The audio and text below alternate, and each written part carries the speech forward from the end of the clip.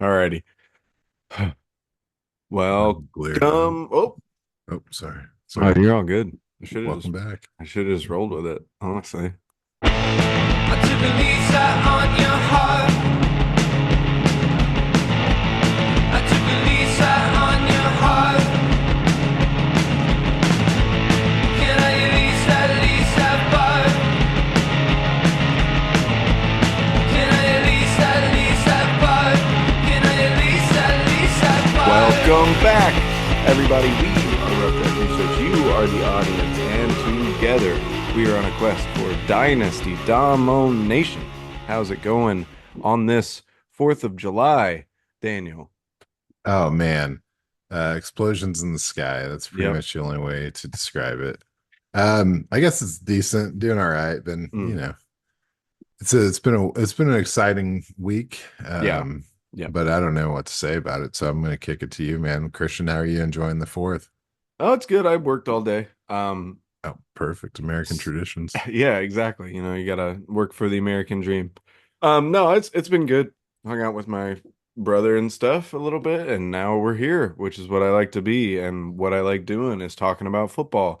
So we are gonna continue with our divisional breakdown, and we're heading it back over to the AFC this week, and we're gonna talk about a division that includes the Super Bowl champions and the AFC West. So Daniel, do you want to go ahead and kick us off with the Raiders? Yeah, absolutely. The Las Vegas Raiders. I think I'm finally in the zone where I can say Las Vegas every time, you know. So that usually means I'm about to say Oakland or something like that, but that's all good with me. Okay, so the Raiders, it was such a weird year in 2023. I'm kind of proud of how they ended up doing. It was a weird situation, but they ended up with 8 games won, and they got second place in the AFC West, which I don't think any of us saw coming. I don't. There's like only a few people that were in on Garoppolo, and he ended up leading that team to some pretty sad offensive outings, and then got flipped over, and you got Antonio Pierce taking over after week 8, and they finished pretty strong. And so I guess we're all inspired by like the interim coach getting hired in to take over. And so we'll see how it goes. I personally have no idea really what's going to happen with this team. It blows my mind looking into it a little bit. Antonio Pierce was the linebackers coach for 2022 and 2023, so he doesn't have like a long history with the Raiders. He was with Arizona State before that, so it's kind of crazy. His rise to stardom is it's just going to be completely mysterious to us. We don't know what he's going to end up doing. And then he's got Luke Getzey with the offensive coordinator position. And I feel like a couple of us know a few things about that. And, and I don't think he spent his last 2 years in Chicago as the OC, didn't work out too well. Obviously, as a quarterbacks coach in Green Bay, worked with wide receivers out there in Green Bay. You probably have your own opinions about Luke Getzey. You give him what, 2 stars, 0 stars, one thumb, 4 stars up? I don't know. It's one of those things. It seems like every offensive mind that leaves, or at least during the Aaron Rodgers era when they left, they just weren't the same guy. So it's like, it's hard to really know because it wasn't Luke Getsy. Didn't he go to New York as well? Didn't he coach for, or am I making that up? That's probably a different Packers. Um, Yeah, that's a yeah. different Packers So, game. so I mean, the Chicago offense was just horrendously bad to the point that like Justin Fields had to get shipped out of there and Mhm. we had to reinvent the whole thing. So like, I don't know. This is maybe eating a little into your analysis, but like I don't really see him showing up and leading Gardner Minshew or Aiden O'Connell to some awesome offense. And then like he is the offensive mind. It's not like Antonio Pierce is a offensive minded head coach with an Not OC, even a little bit. you know? Yeah, no, but so yeah, you're right. I have no idea what's actually going to end up happening. Um, but I can tell you what we saw when Antonio Pierce took over last year, and that was, the rush yards per game went from 70 up to 110. Okay. Whereas the receiving yards, passing yards per game stayed completely the same, right at 200. Hmm. So it's kind of strange, but it does seem like, he's going to lean run.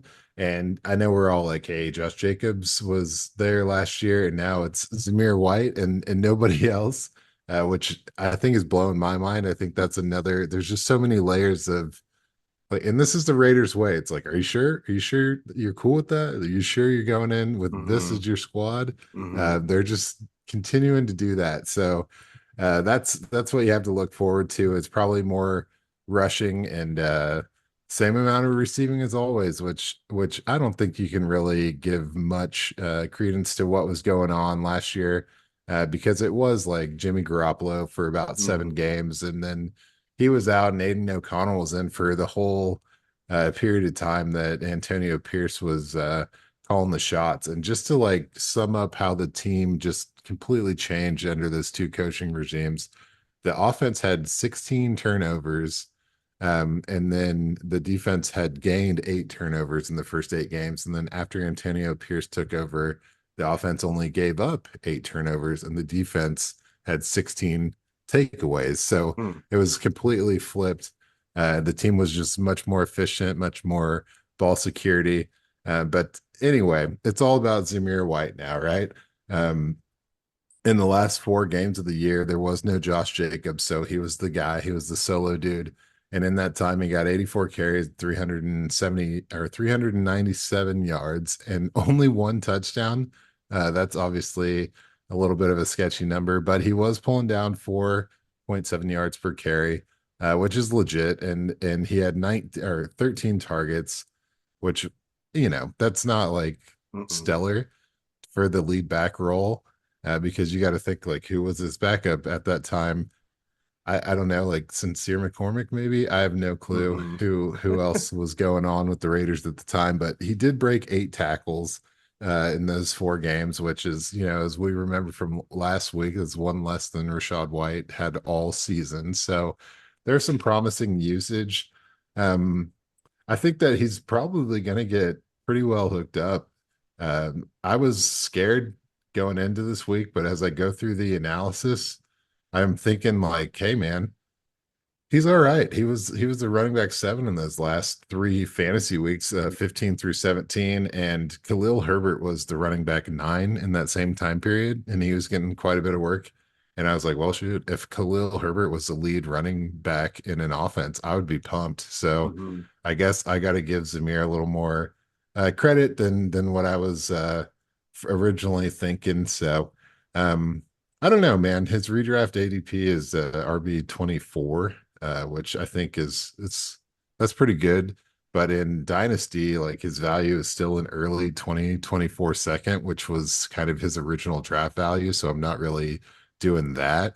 But if you can find like the 1 year rental situation, you might get your money's worth, or the asset will gain if he can really hold down the role. He doesn't have much threat. I have been doing a little reading on the Raiders.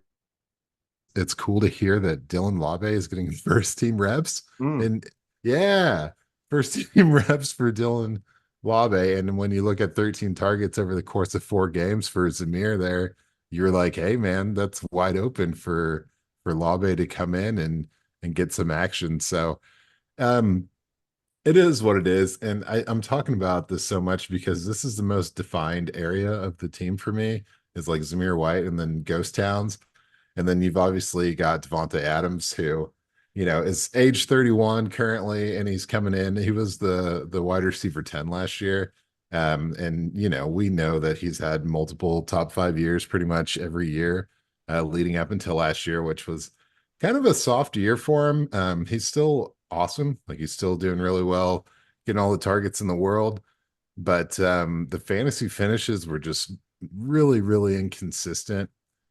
He had 5 performances outside of the top 40, with only he had 4 in the top 10, and then 2 that were over 35. So he had some monster weeks, but he had a lot of inconsistency, and that can be drawn back to the quarterback room. There's a lot of ups and downs, 2 different quarterbacks, 2 different coaches. So he still was really successful given the situation. But you look at it now and it's Gardner Minshew, possibly, or Aiden O'Connell. And really, if you read about it, it's like the team and I think even Devontae really support Aiden O'Connell.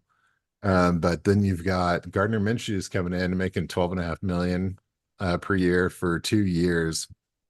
And just to put that in context, last year we had Baker Mayfield coming in making 6.8 million, and like everyone was talking about Kyle Trask all offseason. So he's basically making twice that much in a pretty similar situation, except Trask never really played, where Aiden O'Connell kind of had it's kind of like a spicy, decent second Hmm. half of the year. So Yeah. it's really anybody's bet. But my personal opinion is that um, they're both going to get play time, and it's probably going to take away from any consistency in the receiver room. So with all that considered, you have to think about big additions for this offense in the offseason.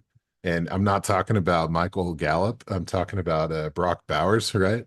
Hmm. So last year, pretty much the tight end position wasn't getting a ton of targets. They only got 71, and that was between Austin Hooper and Michael Mayer. And Mayer's obviously still on this team. He's probably going to look to be getting a little more action when it comes to like 12 personnel and everything like that. I see a lot of two tight end sets coming out of this offense. So um it's going to eat into somebody's workload. Devontae got 175 targets last year, which was incredible. He was, just buried in the red zone with targets as well. And then Jacoby Myers had 106 targets. So I'm looking at like who's going to be the weak link on this offense. And I think that Myers is probably going to take a big hit, but I really wouldn't be surprised if Adams ended up like closer to 140 and they try to spread the ball out a little bit more. So I'm just from a fantasy aspect. Obviously, Brock Bowers is going to have to get his at that draft capital. They want to be right about that. They got to keep their fans happy. But besides him and trying to get a sneaky good deal on Zamir White, I'm kind of like out on all these guys. There's nothing really to be too optimistic about, in my opinion. But maybe I'm crazy, man. Maybe I'm missing something. Maybe Trey Tucker, maybe he's got, big breakout coming. I do like that Tucker is kind of the starter in the slot there, but what I don't like is I don't want really any of the passing options outside of, like you said, Brock Bowers and Adams, who should feast and is great. So like they'll be awesome, but maybe not even that awesome. The Raiders were in the early to mid 20s in every passing category for team stats, and then in the late 20s um, or higher for most of the rushing stats outside of TDs, where they ranked 20th by the end of the year. And like you're saying, they came on a lot more with Pierce. So maybe we'll see that trend going forward, but like I don't see it changing. Like why? Because Gardner Minshew's there. Like I get it. I Right. get he's quirky and he takes goofy pictures and everybody loves him for it. But like his best fantasy season was last year. He was the QB 21, which is Mhm. fine. It's not great. It's fine. Michael Pittman had a good year, but other than that, not really anything on the offense was like that consistent or worth it in fantasy.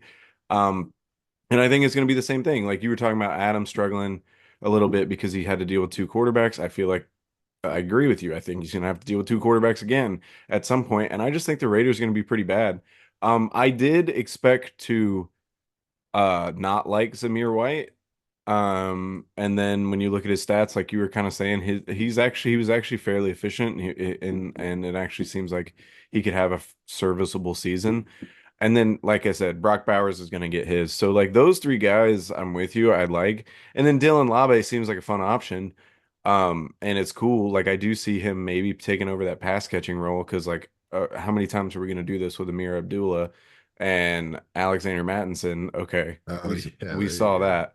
So I'm just kind of like I think he will, but at the same time, I don't want any more passing options for the Raiders. Like I'm not interested in them because I don't think they're going to pass that well or that much. I don't think their offense is going to be very good. Like I'm glad Pierce got the job and the team seems to like him and that's cool.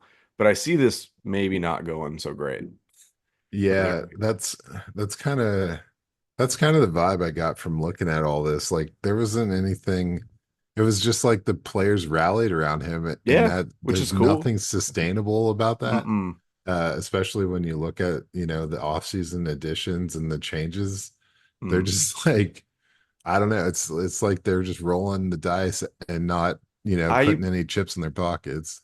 There is nothing to base this on outside of just my own gut feeling, but I think they expected to be able to get Penix or Bo Nix Oh, in the sure. draft, and then they didn't, and so they took Bowers and are basically like, let's see what this roster can do, and if it sucks, then we'll get a quarterback. Yep. Like it's that Perfect. type of mindset to me, which sucks for Devontae Adams. Uh, Yeah.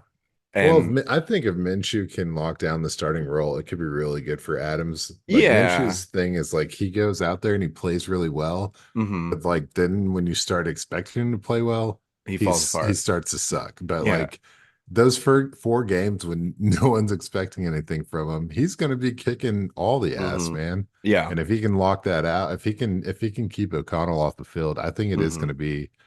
I don't think it's going to hit the win column, but I think it is going to hit the stat column pretty good. I can see that. And especially with, I mean, Adams just gets so wide open still that like you just Right. got to get it near him and you're fine usually. Um, but yeah, I'm not super invested in the Raiders. I don't want a lot of their pieces. Um, Ditto that, and maybe even worse so, for the Denver Broncos. Um, man, I think the Broncos could be really bad. So, all right. Do tell. So, this roster is entirely based around your belief that Sean Payton is still a great coach in the NFL. I don't necessarily think that. He was 26th in yards, 27th in points, and they didn't really do anything outside of adding major rookies to key places. And that's Bo Nix and then Troy Franklin. So Bo Nix was a guy that going into the draft was back and forth whether or not he should be a first rounder. He is now the fourth, fifth quarterback taken in a draft. So that I don't know how often that usually works out. You never know. I mean, it worked out for somebody like Lamar being the last one, but he has the rushing upside that Bo Nix doesn't have. And so if Bo Nix doesn't beat out Zach Wilson and Jarrett Stidham to be the starter, we're in trouble because we've seen what those guys can do, and it's not great. So if Bo Nix isn't declared the starter, woo Denver, you're in trouble. And I don't even know that Bo Nix being the starter will help you because he may be better than Zach Wilson, but that doesn't mean he's gonna help this offense. And I have my issues with him. And I think you could argue that Bo Nix did land in a really great spot for a QB that makes good decisions, that has a good arm, um, because of Sean Payton. But again, that's you believing that he's still the guy that he was. I don't know. If he is, maybe we have a CJ Stroud situation and Bo Nix looks awesome. I don't think it's very likely. This wide receiver room, pretty scary to me. Cortland Sutton has been consistent and, pretty great over his career. After that, I think it's a pretty big toss up for who the second guy is.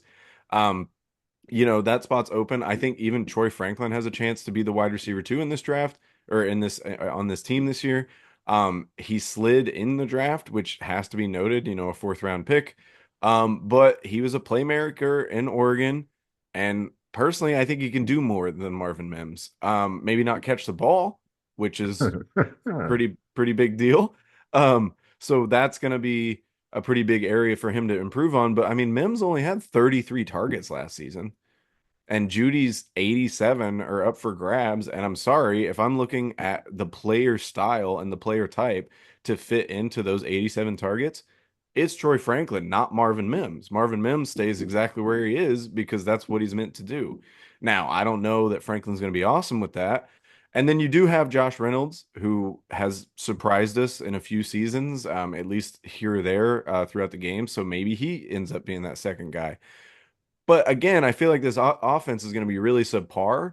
So I don't really expect a lot of fantasy value outside or in the wide receiver room anyway. Cortland Sutton should probably be a great wide receiver two for you. And then after that, we're looking at like toss ups, we're looking at bang weeks, bust weeks, that kind of stuff, at least in my opinion. And then you are like, okay, let's go to the running back room, let's try to see some fantasy value there. And we talked about it a few weeks ago with Javonte Williams, and the Broncos overhauled the running back room this offseason. There's already trade and cut rumors surrounding Javonte Williams, and Javonte Williams was not somebody that Sean Payton drafted. So this is a guy in 16 games last season. Javonte Williams was the RB 29. He had less than 4 yards a carry and not much to speak of through the air. And that was with dominating all the other running backs in touches. Like he had 264. The next closest was Jaleel McLaughlin with 107. But McLaughlin was way more efficient. And then so like we're looking at it, if John Payton is dictating this offense and a running back that he didn't draft and then a running back that he did bring in is being more efficient in his offense, fits maybe a little more in the passing game, why isn't that going to be the guy that sees the field more? Then you have Samaje Perine. I think he's pretty much getting replaced by Audric Estime. Um, that's the only reason I think Javante's still there is that they can save 4.5 million by cutting Perine this season. So and he kind of fits Estime kind of fits exactly what Samaje Perine is there to do, kind of be that bigger back to kind of give the offense more physicality.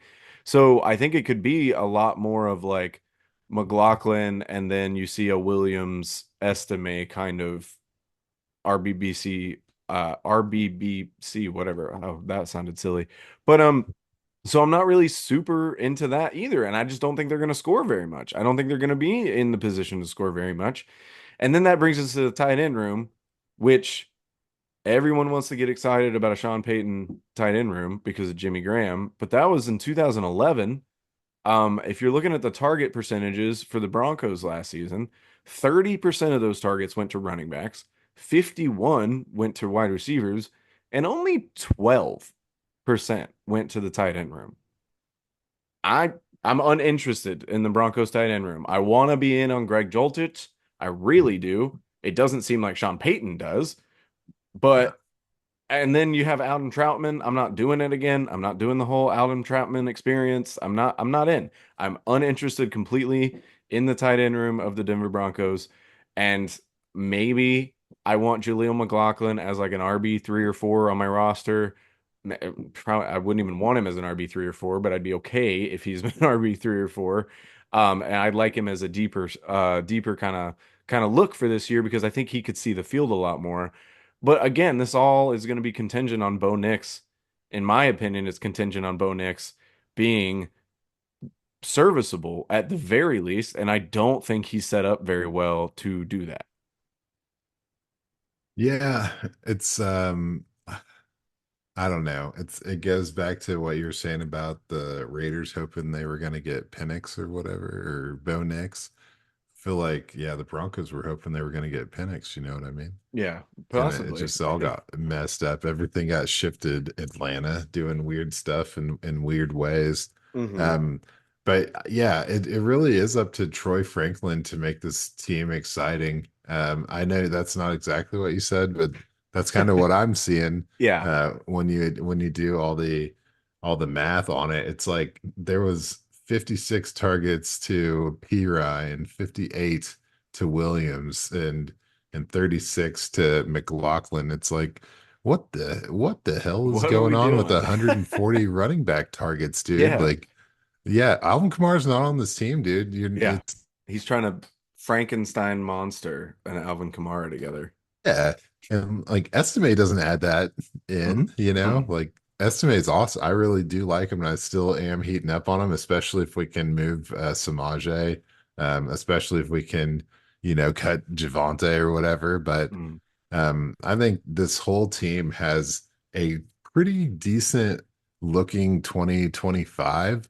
Mm, But it's going to be a scrappy, shitty 2024. mm-hmm, It's going to be the same thing it always is with Denver. It's going to be probably some like above average O-line play, which is great, mm-hmm, and some stellar defensive weeks that make they're going to make their competition look silly. They might go 500 against the Chiefs like they always do. mm-hmm, But as far as fantasy goes, I guess you're hoping that all that time squirreling away your Cortland Sutton shares are gonna finally pay off. But mm-hmm, I mean, what's more likely? That or this whole team just crashes and burns and we see what they can retool, maybe add something a little more substantial going into 2025. That's how I see it going, man. I'm right Uh, there with you. yeah, and like you're saying, like Sean Payton, like he's got the runway to take off slowly. You know what Mm-hmm, I mean? He doesn't have to go out there and do anything off the bat because this team's been through too much, too many highs and mm-hmm, lows, too many squandered away whatevers, and if they think they got their quarterback for the future, and it's not Russell Wilson, like give them a year to mm-hmm, develop, I guess. So yeah, expectations are low, but curiosities are high. mm-hmm. We'll see. I really do like their skill position rookie class a lot with Estime, and I do think Bo Nix. Are we getting Auburn Bo Nix or Oregon Bo Nix?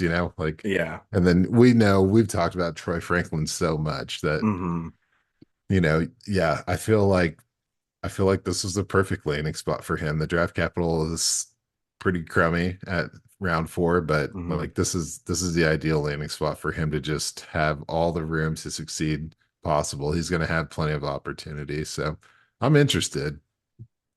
Yeah, I think Troy Franklin did kind of he it went through this weird up and down with him for his value to me because it was like, oh, the fourth round valuation. I don't like Denver, but I think you're right. I think it's like one of the better spots he probably could have landed. Hmm. Yeah, I mean, you put him in a team where like they're expecting success or Hmm. like anything or if there's a lot of competition or just Hmm. like it is just like, hey buddy, like welcome to the starting lineup.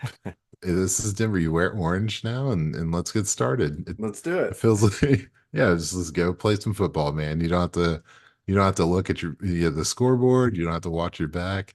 Let's just get out there and lace up. So I don't know why I love this. I mean, I've always loved this division just because there's always something, Mm. like there's always some like blood in the water, you got to look out for the sleeper and then it always just plays out the same way and like the Chargers choke and two of the teams just suck. So Yeah, whatever. I'm glad that Kansas City's riding high. I wasn't I must be wasn't in it nice. for those Peyton Manning years in Denver, so whatever. All right. Speaking of championships Yeah. and guaranteed victors, we've got the Chiefs up on my list here. And I don't know, man. I don't know how you felt about the Kansas City Chiefs last year. But Mm. to me, it was fairly shocking that they won the Super Bowl. I Yes, mean, I agree. it was crazy. Like the offense, it felt like we were just watching them struggle, Mm. and somehow like the defense was amazing, and it worked out. But like Pat Mahomes was out there, put the team on his back. He didn't really have any help from anyone. Um, Obviously, Rasheed had a great year. Ended up as a wide receiver 27, coming out as a rookie with over 100 targets. Like that's pretty sweet. Hmm. You'd love to see a guy rally, just do that again.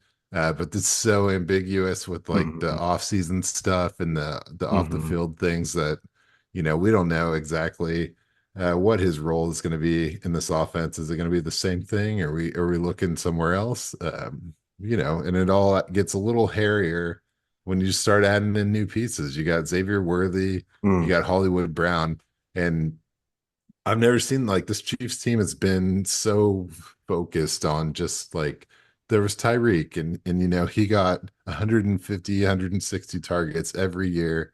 And then Kelsey is always at like 140. And there's never been like a community of guys over, Juju got like 81 that year he was there, and Kelsey was riding high. And like McKinnon got upper 70s, and that was in 22. But it's just a sea of guys getting like 50 targets or 40 targets or 30 targets. There's never really a number two wide receiver on this team. And now they've built this roster where like Mahomes could go out there and have legitimate options. I don't know, and maybe I'm getting too excited about it, but I'm very used to them going out there and having to like make Justin Watson work Mm-hmm. in a pinch. To watch him go out there with a fully loaded wide receiver room, it gets me a little pumped, man. And so, just looking at the numbers, Mahomes was the quarterback 8 last year, Mm. after being, number one like several times in a row. And this whole offense was just a little down, It's only 27 um, touchdowns, which is pretty low for the squad, but they were second in passing attempts, which Mm-hmm. like how the hell is that even possible? Um, but like the scoring was just low. It's 371 points, and in Mahomes' career, he's averaging 475 points scored on that offense. So it's a Mm. full 100 points less Wow. than what we typically would be seeing. So yeah, 15th in scoring. That's not really them. Um, but yeah, it's crazy to think the pass attempts were just as high as always, but the success as far as scoring and like moving the ball wasn't. So I don't know. As a Chiefs fan, like we've been waiting every year for them to throw a little bit of money or draft capital at the wide receiver position, and they always kind of like chip at it. But it feels like this year they really got serious about it. So I'm pretty pumped about that. Let's talk about Travis Kelsey, though. I mean, this is great, right? He was tight end 3 last year. Obviously that's a little disappointing for him, being the tight end 1 6 times in his career. Um, Yeah. but yeah, the dude's 34. And here we go. Like, what are we gonna do? Last year he had 219 fantasy points in our for the belt scoring, and Mm-hmm. the 7 years leading up to that, he was averaging 270. So it was a bit of a disappointing year. It's his lowest total since 2015. And Damn. then, yeah, yards per catch was like lowest of his career. And it's only like the second time he had 5 touchdowns in the last 7 years. Normally, he's been getting like close to double digits, Mm-hmm. actual double digits multiple times. So I don't really know if the sun is setting on Kelsey. He's like you always talk about, like we always talk about like Derrick Henry or Nick Chubb or all these Mm-hmm. players where it's like, oh, well, they just take the workload easy, so they got him like when they need him, and then no Yeah. one ever really does that. That was Mm-hmm. like either, they get hurt or they get traded or someone else takes over. You don't see a lot of people like actually reserving their star players for moments where they really need a win. But the Chiefs managed to do that, and I feel like that's the only smart way to proceed. Get a bunch of guys in here that can catch the ball. Hollywood Brown, he really excites me to be like an MVS upgrade. Mm. And then we've talked about a lot about Xavier Worthy and how tough he plays. And I mean, he's lightning fast, so you can't Mm-hmm. get any better than that.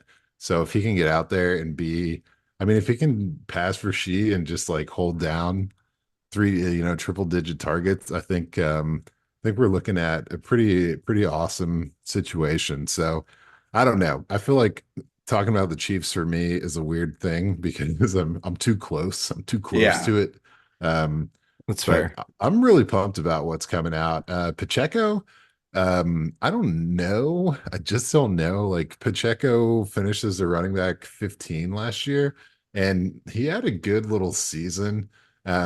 As far as like his performance and his carries, he only had 200 carries. There's under 1,000 yards, and he had 7 touchdowns. And his passing game work is pretty decent. He had 49 targets, and he caught pretty much all of them, 44. And I feel like that's extremely consistent. It's what we can expect from him. But like I'm saying, man, like the scoring was down and it wasn't because of the running game. I feel Mm, like this is the max he could really do in a Chiefs offense, 1,000 yards, a dozen total scores. It sounds about right. Maybe catch yeah, 40 balls, like, but his value right now is through the roof. Like people are calling him a top really into 10 him. RB Yeah, in they are. the, and I'm like, dude, like please be careful with that because Hmm. he's awesome and I love watching him play. But Hmm. like this is not gonna ever be about him. Like the No, serious moments it in the was red zone. the What's best that? opportunity for it was last year Yeah, exactly. because they didn't have enough weapons. So like, and Exactly. now It's they're fixing that problem, presumably. And if you watch this team play, short yardage, like Mahomes is scrambling, Hmm. Kelsey is getting that ball. Like big plays are not going through the running back. He's breaking off some good runs and it's looking pretty sharp, but like it's not consistent. He's not going to be asked to do that because I mean this is Mahomes' team, dude, and it's Mahomes' ball, and you're not gonna have a running back putting up, Hmm. 1,400 and double digit rushing touchdowns. It's just not how this team is built. It's not how the offense is called. So um, I would look for him to, maybe stay at the RB 15 best case scenario, but I Hmm. wouldn't get too excited about him. But yeah, did I miss any? Did I have any blind spots? I feel like there's only like five players on this team. Yeah, no, I think you hit them all. I on the Rasheed Rice, no. It seems like in my preliminary, like little bit of research, it seems like the punishment for all his shenanigans might wait until 2025, which is always like a weird thing to me, that the NFL does. So, I mean, if he comes out and he plays this year, like I don't see why he wouldn't get double or triple digit targets again. Like he played super well, and he does something different than Xavier Worthy and Hollywood Brown. Whereas I do like Hollywood Brown was younger than I thought. At 27, it's not like that crazy that he could still kind of be there. I do think Xavier Worthy takes over that share fairly quickly, so I do think Brown is more of the third guy if Rice is on the field. I also think I'm not sure how this offense works without Rice. Like if you're lining up Xavier Worthy, Hollywood Brown, and Sky Moore, Oh, or Kadarius Toney, like that's a oh, weird. But you have Patrick Mahomes and Travis Kelsey, and you had worse than that last year, and it was fine. You won the Super Bowl, so I guess there's not like it's hard to try to tear down the Chiefs because like they just did that. Now, fantasy wise, I'm with you. Like maybe they're not breaking the bank on some of these guys, but like Xavier Worthy should eat, Rasheed Rice should, and maybe Kelsey does start to be more of a like stop being such a god breaker, world breaker type figure in the tight end room and be more of a, oh yeah, he's a top five tight end. You know, he's not going to be bad, but maybe he's just now uh, come back down to earth in the sense that like, oh, he's not going to just crush everybody and lap the field every year. Um, Still going to be a huge asset for you. And then yeah, the running back room. I thought Isaiah Pacheco was going to get replaced, maybe not replaced, but at least brought some competition in this yeah. season. I whiffed on that. They brought in Keontae Ingram, which I didn't know that until we were doing this episode. Thought that was weird, Okay. but that's not competition for Pacheco. So that was surprising. I whiffed on that one, trading him away because I thought he would get replaced this year. I do think it's coming. It's a seventh round pick. And like you're saying, like he's not gonna be this guy who just completely runs this offense. He's not going to have probably over 1,000 yards, probably not 10 touchdowns ever. But I mean, he could fit, like you're saying, he could fit into a very similar role to what he had last year and still kind of finish in the high end RB2 range. But I do think that's kind of his ceiling. We've seen it. And I do think it's probably going to be worse than that because I do think they want to pass the ball more. Like you're saying, they were second in passing attempts.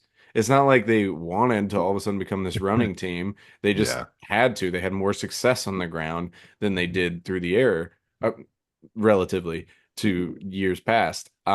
And so that was kind of just how they morphed, and credits and hats off to them for being able to do that and still make it through and win the Super Bowl. That's incredibly impressive.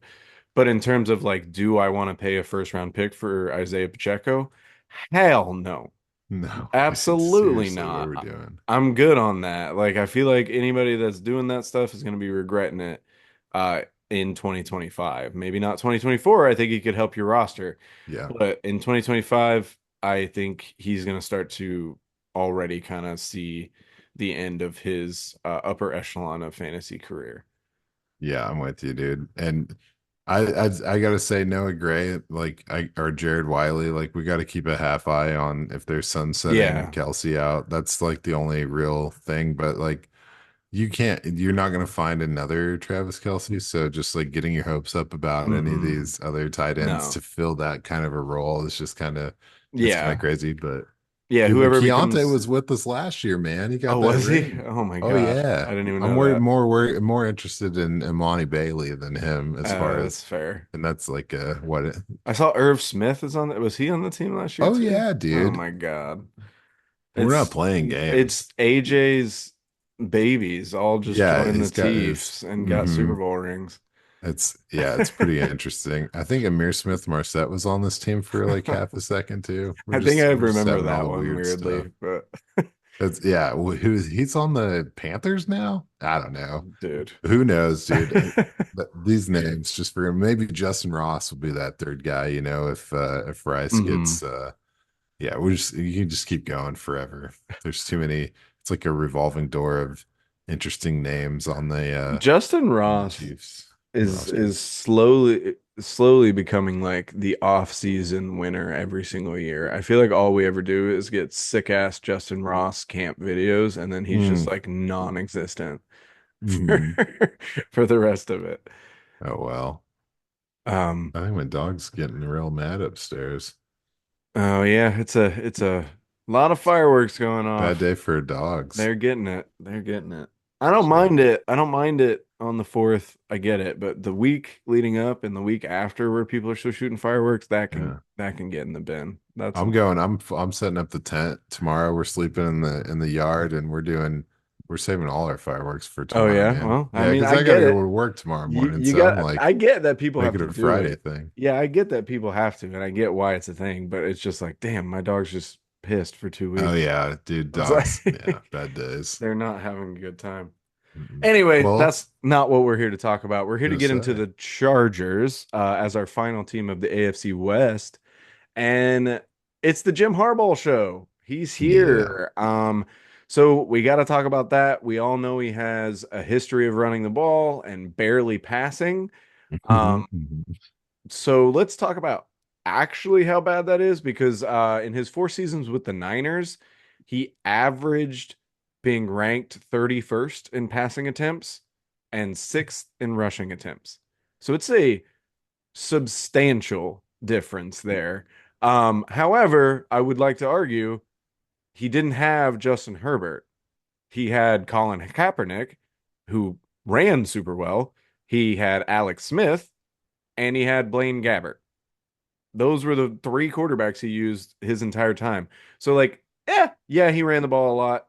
Yeah, he ran the ball a lot at Michigan. That's a college thing. I do think he's going to throw more. I do think he's going to run a lot, and that's fair. So we can't ignore the rushing room or the running back room. And it's pretty interesting. I know a lot of people are going to get themselves excited over J.K. Dobbins. He's super flashy. People loved him. He's super risky. But if we want to use the follow the money argument, which a lot of people like to use, I myself say it, you say it sometimes.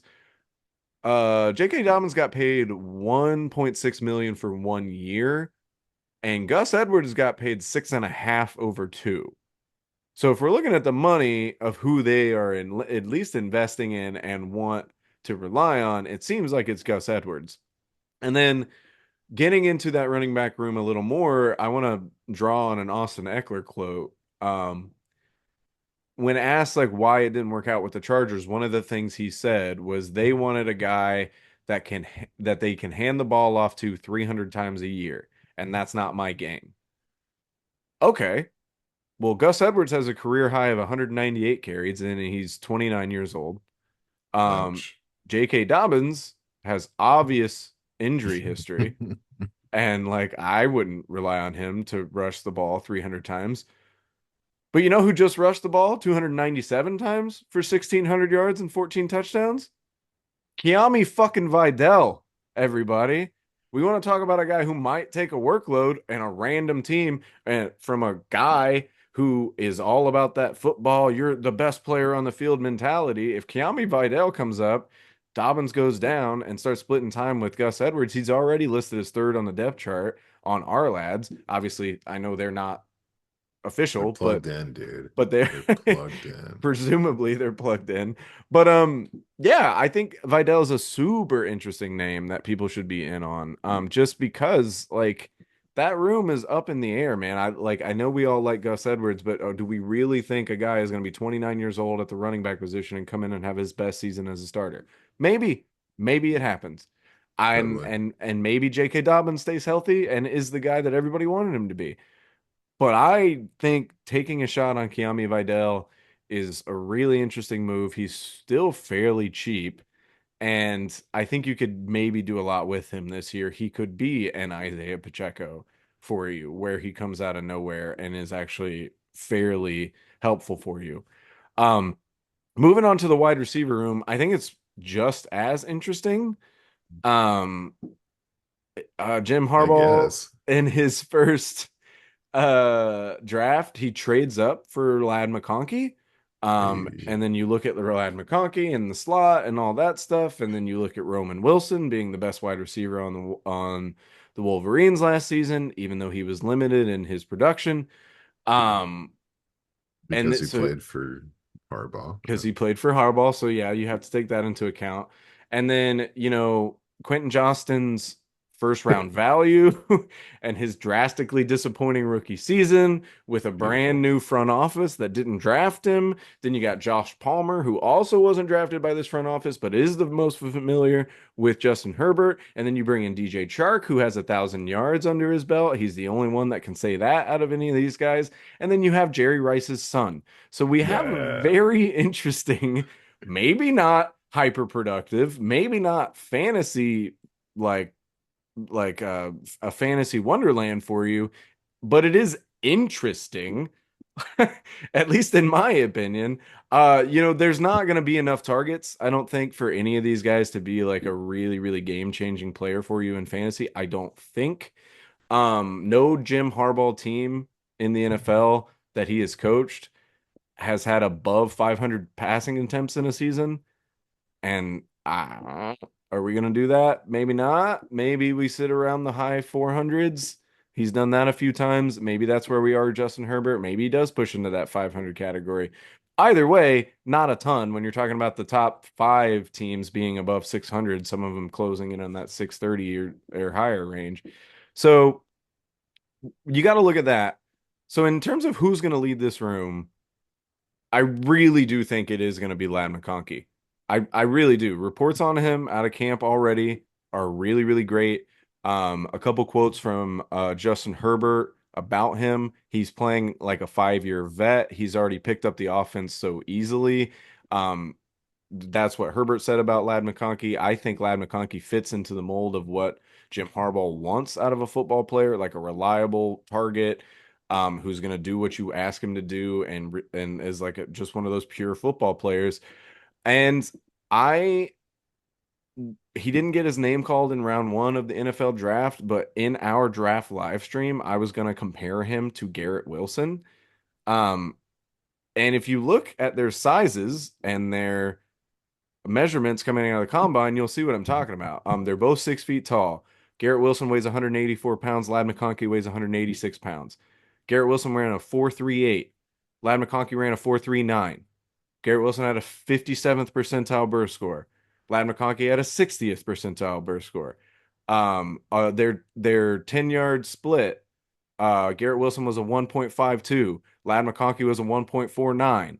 Like they're just very, very similar. Now, I do think Garrett Wilson has that like more spectacular catch in him, and he has I the hope so. run after the catch ability, I think. But and obviously had the production in college, and that's why he gets pushed up to a first round pick. I mean, we're talking about a kid in Lad McConkey who only had what 400 and something yards as his career high. So like Well, yeah, those are the things that are 35 separating him. catches. But in terms of like the route running, the separation that they can get and the hands and reliability, I think they're similar in that way. And they play in like Lad McConkey's a lot faster, I guess is what I'm saying, than people give him credit for. He's a lot more agile, he's a lot more athletic, than I think people saying that he's like some of these other insert white receiver here. So I Cooper think, Cup, well, Cooper Cup, yeah, but I Julian don't. Edelman. There you go. I think he's a Yeah, all right, all lot right, more all right. athletic. I just don't I don't know Cooper Chris Cup's Hogan. measurements. Yeah. I don't know his measurements coming out. That's the only reason I don't know him off the top of my head. But so that's why I think he's going to be the guy. Now, is he going to have 150 targets? No. Would he have No. triple digits? Maybe, maybe. Probably more likely like 80 or 90. And then there'll be like guys right behind him that are there. But I do think McConkey leads the room. Quentin Johnston is going to be super interesting to see develop. Just horrendous rookie season. I mean horrendous rookie season in terms of like efficiency stats. Like his yards per route run 1.28 was Ugh, 85th. Or sorry, stooge. sorry. I'm gonna have to cut this out. I messed this up. Hang on. No, dude, just roll with it. I love it. Okay, sorry. I got two stats mixed up. Okay, so less than a yard on yards per route Yeah. run. He had 1.28 average yards of separation, which was 85th in the Ugh. league. Jaden Reed, for reference, was at 2.7, 15th. Puka Nakua was 1.75, 35th. So we're talking about other rookies. That's how close or how much they had.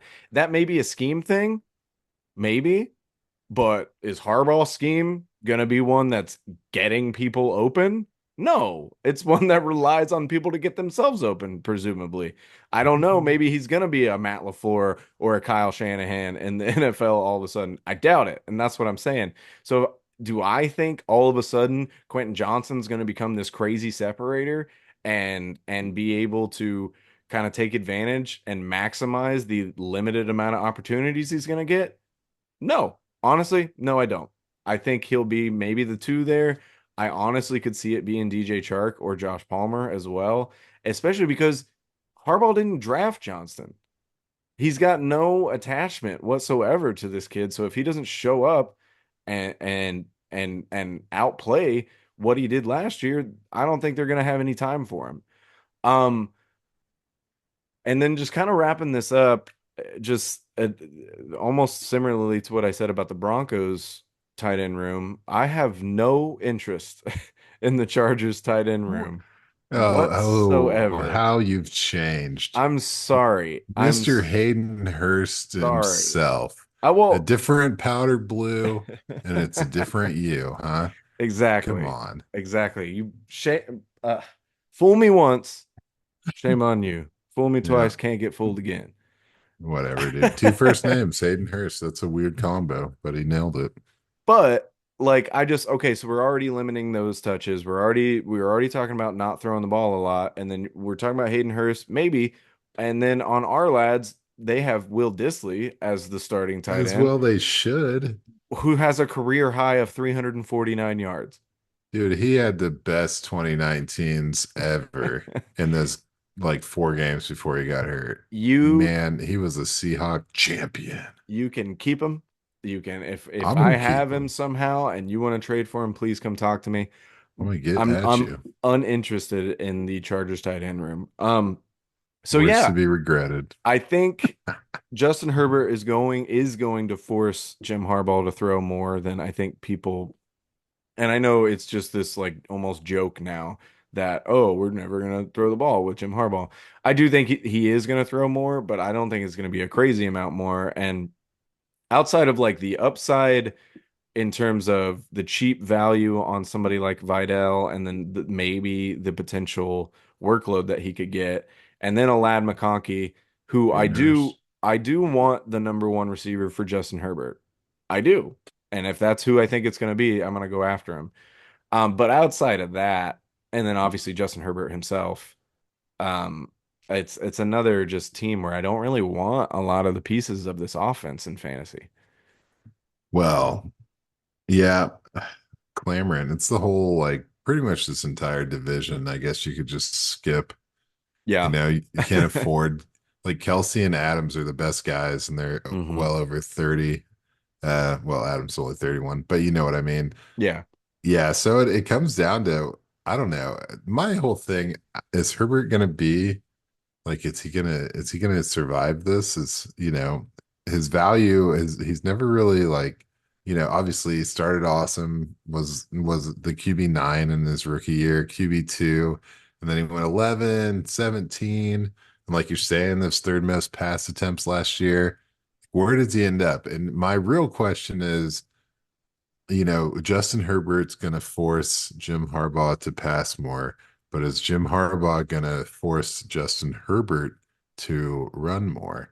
Mm. Because I think Herbert has it in him. He's a big dude, 6'6", about 240. He has it in them to kind of, I mean, he hasn't had the best health necessarily, Yeah. but I feel like if he could be healthy, you gotta go after it. He's got Greg Roman as his offensive coordinator. He's Mm. going to have designed QB rushes that he has never had in his career. Mm. So I don't know if we're looking at like the next Josh Allen light here as far Mm. as getting him involved in the run game, but could be pretty frisky.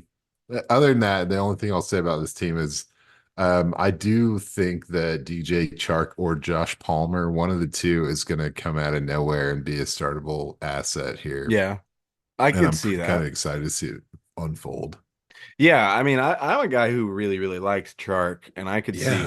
him kind of coming alive in this offense as the number two guy. And maybe like I don't know. I just think McConkey's gonna be the more consistent of any of them, though. No, He's gonna he's got a great career ahead of him, no yeah. doubt. Yeah, and I also just think he's gonna eat the like PPR stuff. Like maybe he doesn't get as many touchdowns or whatever, or maybe even as many yards, but I feel like he's gonna get a lot of just work in terms of like targets and receptions. So, Yep. but there you have it. There it We is. have covered the AFC West. Not we've kind of done two divisions back to back that were a little Stanky. eh. So Stanky. hopefully, I imagine if we're following our pattern here, we'd be doing the NFC West next week. No doubt. Okay, so we will hit you back That's got to next. be a little more exciting. I think so. I think it's a good one. I think it should be fun. 2 out of 3. Um, 2 out of 4, right? I don't count Seattle. Oh, I gotcha. I It might gotcha. as well be Canada. Gotcha. That's fair. All righty. Well, so there you have it. Next week we'll be hitting you with the NFC West. But until then, we've been Rough Draft Research. You've been the audience, and we'll see you next time. Take care of yourselves, America. Happy Happy birthday. birthday. To release that on your heart.